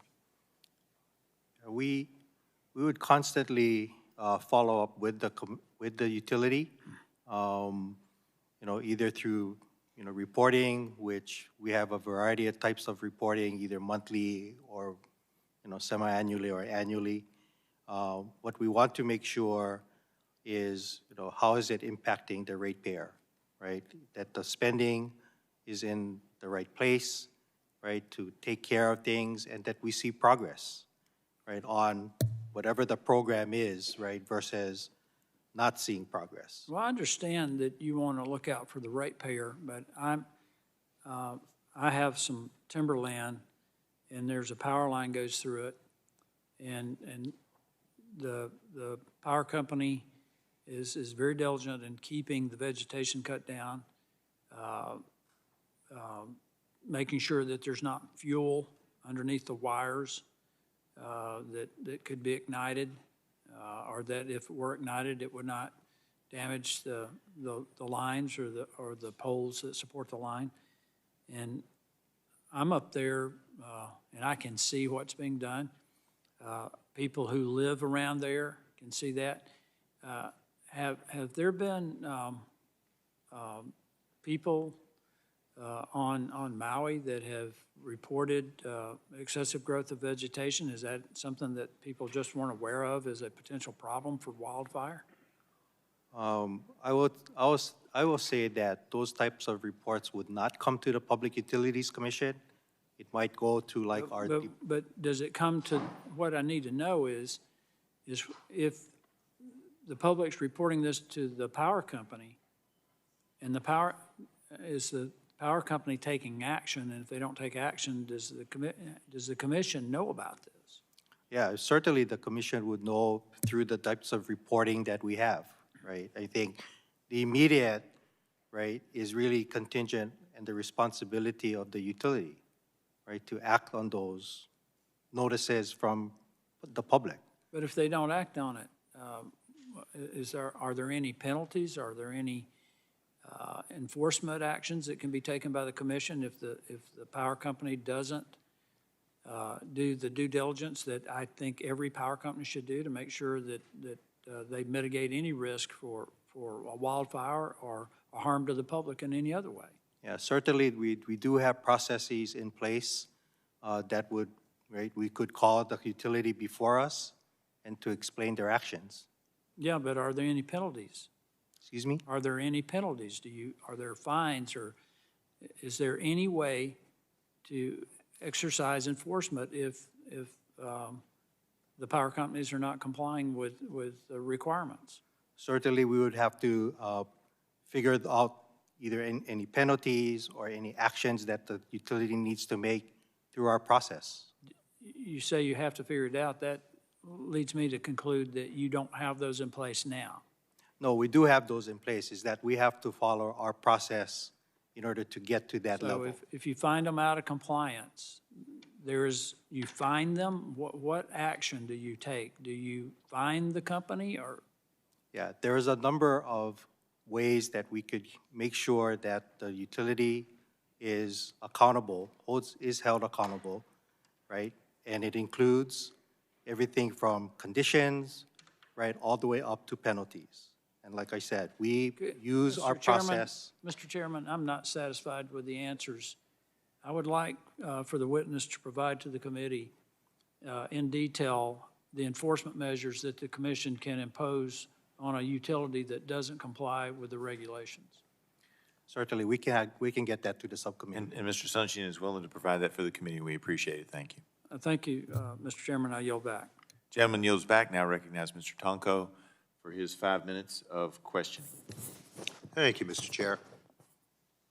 I thank you and the ranking member for hosting this hearing, which is critically important. I know that it must be extremely difficult to be away from home right now while recovery efforts on Maui are still underway and we don't have answers to many important questions. So I do sincerely appreciate the witnesses being here to help us begin to understand how this disaster and the relief efforts unfolded. I do want to focus on the federal government's response in order to understand what support you have received and where more could be done to assist recovery efforts now and for future emergencies. My understanding is that on August 8th, the Lieutenant Governor issued an emergency proclamation and activated the Hawaiian National Guard shortly after it became clear that the Lahaina fire could not be controlled. So on August 10th, Hawaii Governor Green requested a major disaster declaration, which President Biden immediately approved. On August 18th, President Biden amended that declaration to make even more resources available for response and recovery efforts. So, Ms. Kimura, can you describe the federal involvement with recovery on Maui and what more might help support short-term recovery efforts on Maui?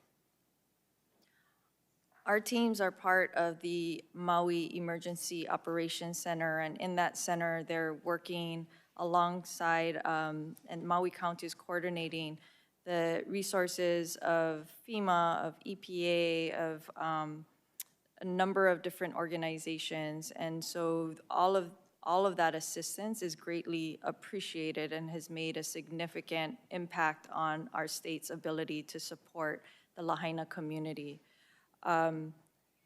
As we move forward, I can't speak to all the day-to-day things that are needed, but as we move forward and we need to rebuild what has happened in Maui, it is going to take a lot to clear what's there, and we appreciate the assistance that's being provided for that effort, not just our things, but the entire area, and to make it safe for people to go back, because there's a lot of toxins and hazards and all of those kinds of things. So that is going to be critically important, but as we rebuild, it's going to be very expensive. And I am very concerned about how the County of Maui and the citizens of Maui are going to be able to absorb the cost of that rebuild. And I think that's where assistance from the federal government could be very helpful to that community. Thank you. And again, Ms. Kimura, are there additional steps you would like to see Congress take to support long-term recovery efforts in Hawaii? This is not my area of expertise, so I apologize that I can't answer specifically about the specific needs. We know that there are, opportunities for federal funding, that we have a team of people looking at that, not just at our company, but at many other organizations to ensure that we look at all opportunities to support the recovery and rebuild of Maui. Thank you. And so I'll offer that question and direct it also to Mr. Asuncion, please. Excuse me, could you repeat that? Sure. Are there additional steps you would like to see Congress take to support long-term recovery efforts in Hawaii?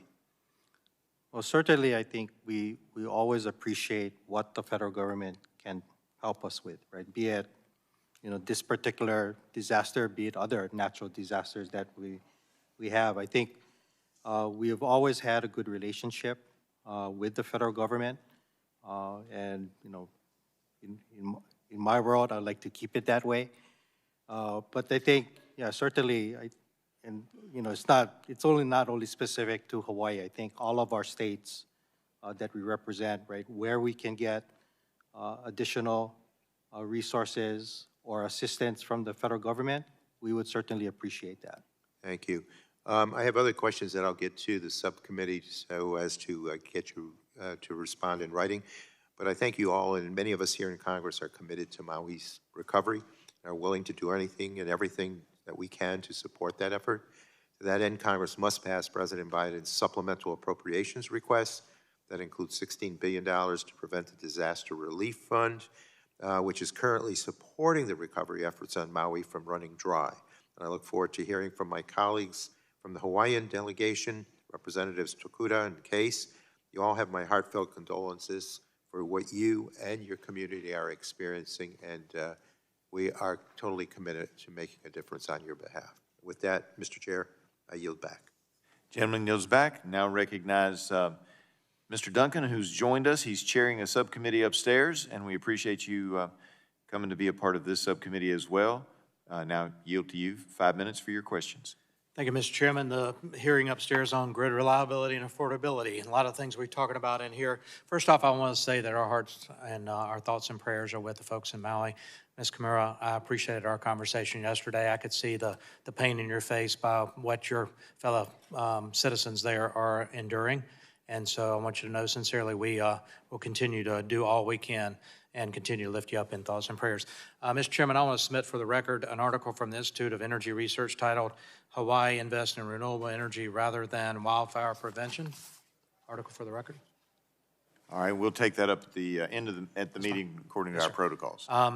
Thank you all for taking the time to be here. So I know it's a long trip. Ms. Kimura, it's my understanding that there were plans to build an LNG facility in Hawaii. Why did that project never come to fruition? This was many years ago. We had been working on a proposal for LNG infrastructure in Hawaii to import it into Hawaii.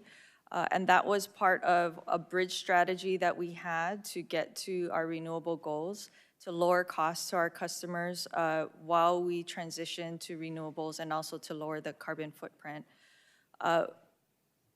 When we were in the process of proposing those plans, the governor of the state of Hawaii at that time had indicated that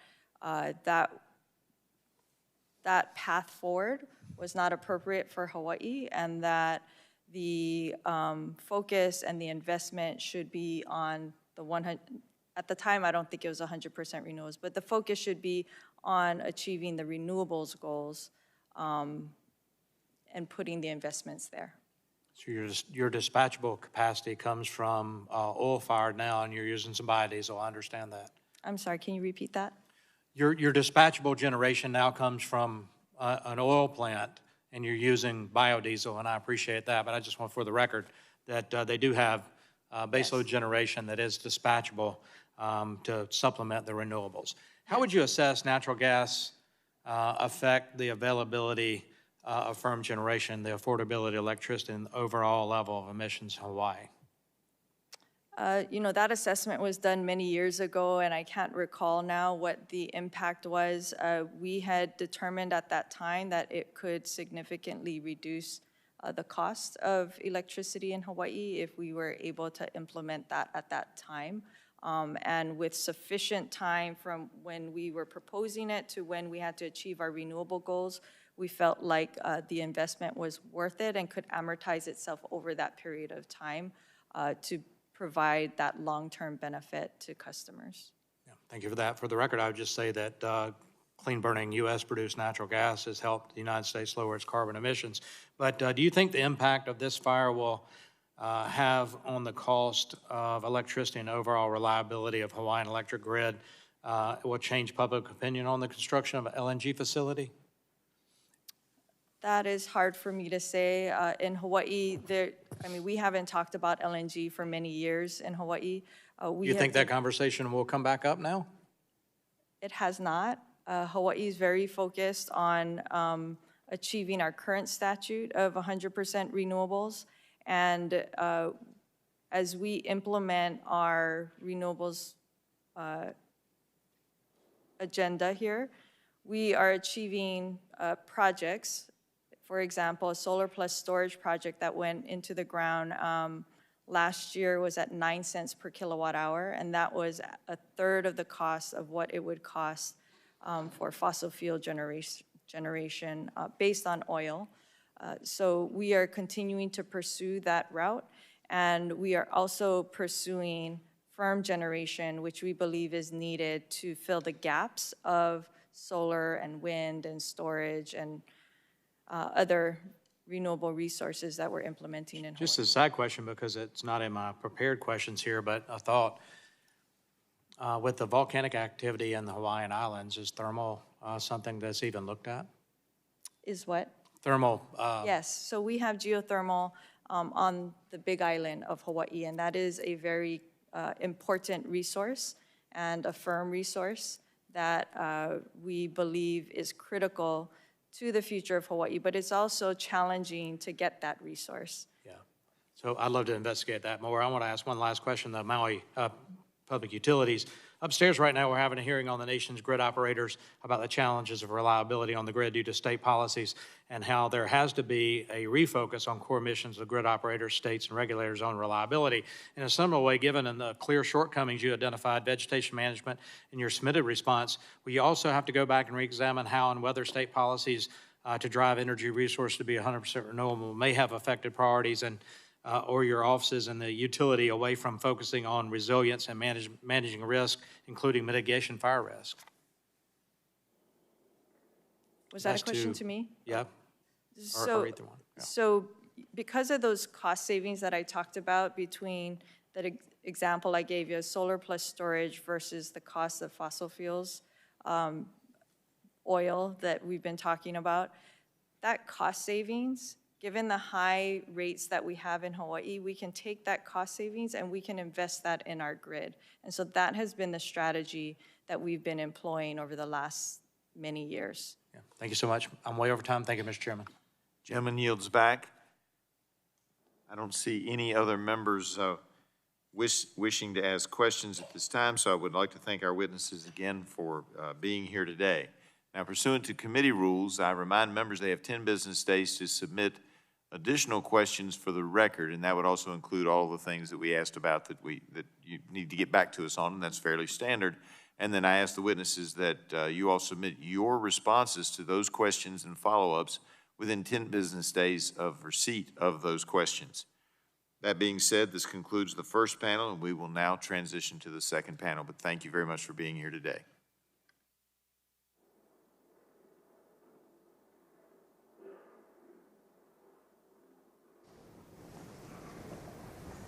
Why don't we take a 5-minute recess, and we'll come back for the second panel.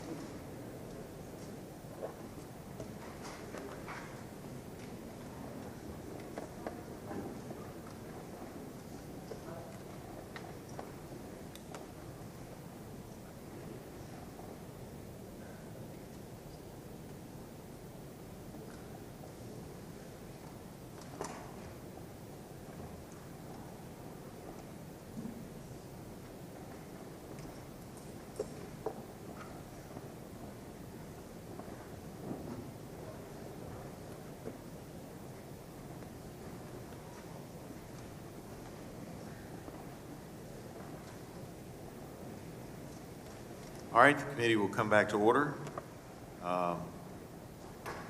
See that everybody's in their seats, so thank you for testifying before the committee today. Our witnesses for panel 2, Representative Ed Case of Hawaii's 1st District and Representative Jill Tokuda of Hawaii's 2nd District. Representative Case, you're now recognized for a 5-minute statement. Thank you, Mr. Chair, Ranking Member, members of the subcommittee. Good morning still. Aloha. And first of all, for all of the people of Hawaii, thank you so much for your expressions of concern and for your focus in this hearing.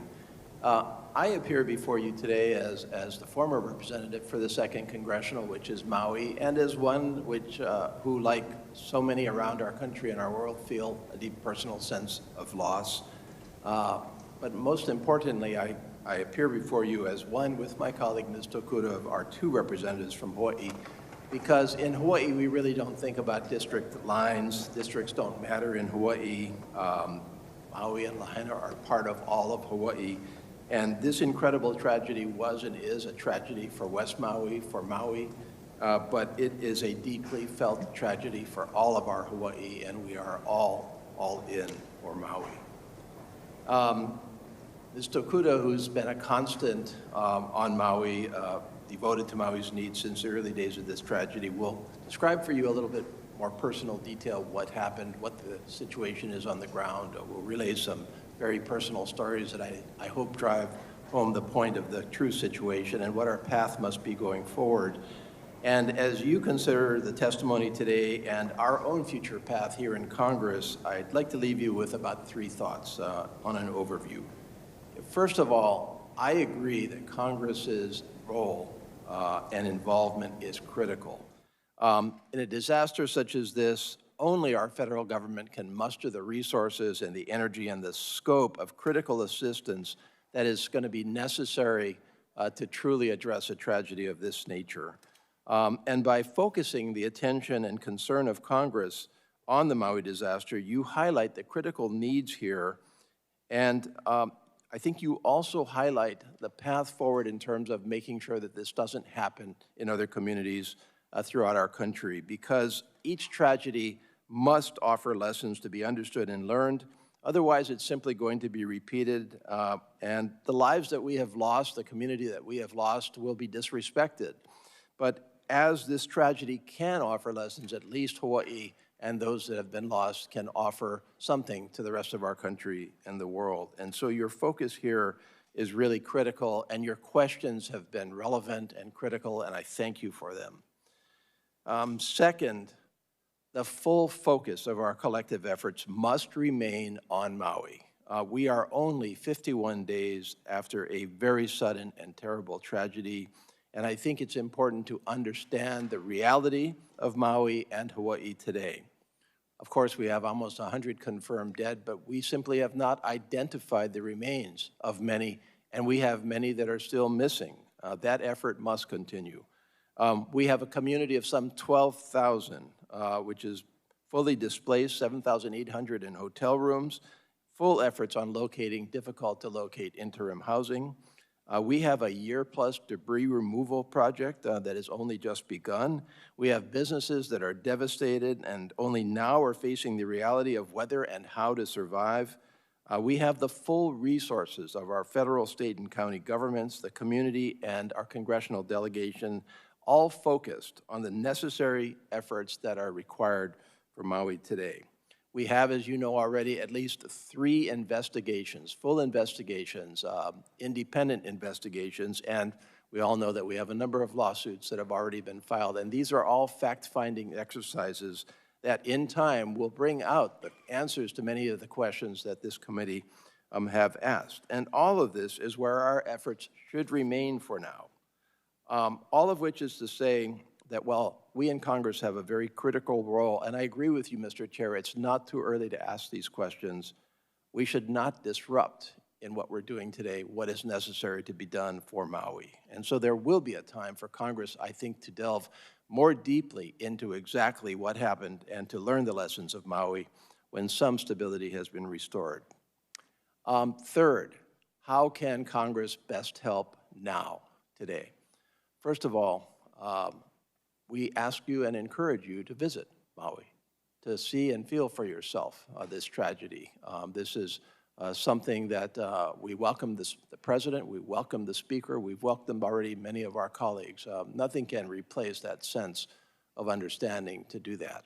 And second, we ask that we all collectively fund the Disaster Relief Fund by the Federal Emergency Management Agency, which is running dangerously low now. So these are two concrete areas that we can help Maui and all of us right now. But again, for Maui, for our Hawaii, my deepest appreciation for your constructive effort today for this hearing, and we completely stand ready to work with you, not only for Maui, but for the rest of our country to make sure that the lessons are learned.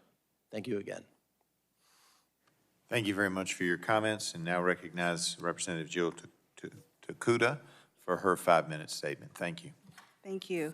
Chairman Griffith, Ranking Member Castor, Ranking Member Pallone, and members of the subcommittee. Mahalo again for your outpouring of support and commitment to our people. And thank you for allowing us this opportunity to testify about the wildfires that have devastated our Maui ohana. I join Representative Case in inviting you to come and truly see and experience what has happened in our community, but more importantly, work with us to rebuild and recover from the devastation. Like all of you, I want answers. Not a day has gone by since the fires that I don't ask myself questions. How did this happen? What could have been done differently? How do we make sure this never happens again? How do we keep our people, our families safe? What now? Why? Why? That's the hardest question. I've also been asked many questions myself. When can I go home? Is the air safe to breathe? How will I pay my mortgage? Who can help me rebuild my business? How do I tell my student their friend isn't coming back? One question that sticks with me came shortly after the fire. A woman approached me and asked me if I could please help her find her husband. They'd gone to all the shelters, the hospitals, they'd given the DNA sample. What should she do now? She showed me a picture of her husband's burned out truck on the side of the road and asked me why the back door was open. Could he have escaped? Where is he? I could not answer her questions that day. All I could do was hold her hand, put my arm around her, and try to comfort her. In the weeks that followed, I looked for her husband's name on every single list. First, it was on the list of the missing. A few weeks ago, identified among the dead. I share this with you because there are so many questions about this tragedy that must be answered. People want answers, people want accountability, but our people are still grieving. They are frustrated, they are grappling with their new reality, they are justifiably mad that this has even happened to them. Far too many lives were lost in our very tight-knit community. Some are still waiting anxiously of news of their loved ones, and while they want some kind of resolution, they fear that knock on the door. While it's been almost 2 months, most still have not seen the remains of their home, with the first Lahaina residents being allowed back into their property just this week. The question we need to be focused on right now is how do we keep the help coming to Maui? We are 2 days away from a shutdown. Our people have gone through enough. The wheels of government must continue to turn and work to provide them the support and the resources they so desperately need to focus on recovery and rebuilding. Last week in a House Transportation and Infrastructure Subcommittee hearing, one of our colleagues suggested that the Maui fires were the result of Hawaii's pursuit of renewable energy. He then insinuated to FEMA Administrator Criswell that the federal government should not support recovery efforts for disasters in states that pursue net zero policies. Unfortunately, these comments betray not only a lack of understanding of Hawaii's unique energy infrastructure, but also a willingness to exploit our pain and tragedy for political gain. What we already knew before this disaster is that Lahaina is not unique among rural and remote communities across our country that have not received enough investment and where ensuring access to services is a constant struggle. This tragedy has highlighted the disparities that exist in energy, telecommunications, transportation, and water infrastructure. Our rural communities lack access to health care, mental health services, emergency services, and more. The investments we have made through the Infrastructure Investment and Jobs Act and the Inflation Reduction Act must be but a first step, and we understand the urgent need to do more. The path ahead for Maui will be long and difficult. It will take years, if not generations, to recover from this disaster. Homes, schools, businesses, they will be rebuilt, but the scars of the trauma on our people, on our families, will take much, much longer to heal. As various local, state, and federal entities continue to investigate the cause of the Maui wildfires and the emergency response across all levels of government, we must not forget the human element of this tragedy. Behind the whirlwinds of investigation and litigation that have emerged from this disaster is a community still healing and fighting every day to recover and rebuild. While the historic banyan tree has become a symbol of hope, we must never forget that the people of Lahaina are her roots. There is no Lahaina without the voice, the vision of her people. Like you and I, our people have questions too. We all deserve answers. Right now, the most important question must be, how do we continue to keep the help coming to Maui? Mahalo for allowing myself and Congressman Case to testify before this committee. We will continue to count on your support and commitment in the weeks, months, and years to come. With all of you as part of now our extended Maui Ohana, I have hope that our people can and will continue to stay Maui strong. I yield back. Thanks, young lady, for her comments, and appreciate each of you all being here, and know that this subcommittee will try to find answers, and that while doing so, we will not forget the human factors involved as well. Anything final? I would. Thank you, Representative Takuda. Thank you, Representative Case. I heard you loud and clear, and on behalf of the Democratic side of the aisle, again, our sympathies are with you, but I think we can best show our sympathies by acting, by, as you said, helping get answers, making sure that the recovery continues, that the disaster relief recovery fund is fully funded, and then taking the lessons learned to help prevent this from ever happening anywhere else. And I did want to offer, this is the 1-year anniversary of Hurricane Ian that hit Southwest Florida, where 150 people died, over 50 drowned because of storm surge. So they're still recovering too, as people in Puerto Rico are. Just a couple of months ago, Hurricane Idalia it hit Rep. Kamek's district, but in my area, I still have people who are flooded out that have all of their belongings in pods out on the street. And what caught my attention this morning on the front page of my hometown newspaper, the Tampa Bay Times, says FEMA has paused Florida aid. And I just, as Ranking Member Pallone has said, that we just cannot afford this shutdown. This story says that it's disrupted longer-term recovery projects already without going into the shutdown that's coming this weekend. But it's what FEMA's had to do is disrupt longer-term recovery projects in Florida, Puerto Rico, and in other communities hit by past calamities, illustrating how a Republican-led standoff in Congress could unleash real hardship in Americans' lives. It's impacting the reconstruction of the grid in Puerto Rico, says the Department of Economic Development and Commerce in Puerto Rico. To prevent an interruption in federal disaster response, President Joe Biden urged lawmakers last month to restock FEMA's coffers, as Rep. Case mentioned, as part of a short-term deal to fund the government and approve an additional roughly $16 billion in supplemental aid. That money is meant to augment federal recovery efforts around the wildfire that recently ravaged Maui, the flooding this summer in Vermont, the aftermath of Hurricane Idalia. And so far, Congress has failed to act. Instead, Republicans, led by House Speaker McCarthy, have held up efforts to fund the government past Saturday. This is crazy. This is self-inflicted. This is not how a country as great as the United States of America should be acting. This is a gift to our adversaries. So I just urge my Republican colleagues, because I heard your very sincere sentiments, that you are here to help support the people of Maui. And the most important thing to do, it's in our power right now, since these investigations are going to be ongoing for months, the most important thing is to ensure that the people on the ground there can continue to help. And Rep. Takuda and I talked yesterday. I'd like to ask her a little question about what's going on in the recovery. I'm not allowed to ask questions. All right. Well, I would.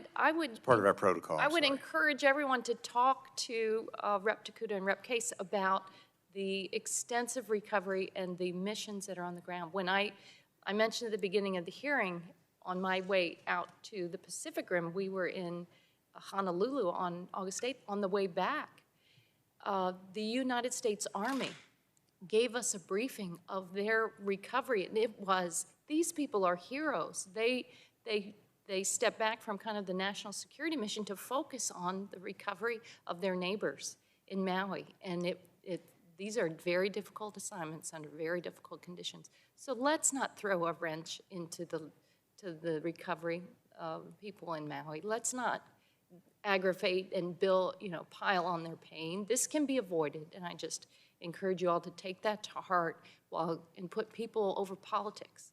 Because right now people look at Washington and they just see a political mess, and it's time to really think about the people all across America that are going to be impacted.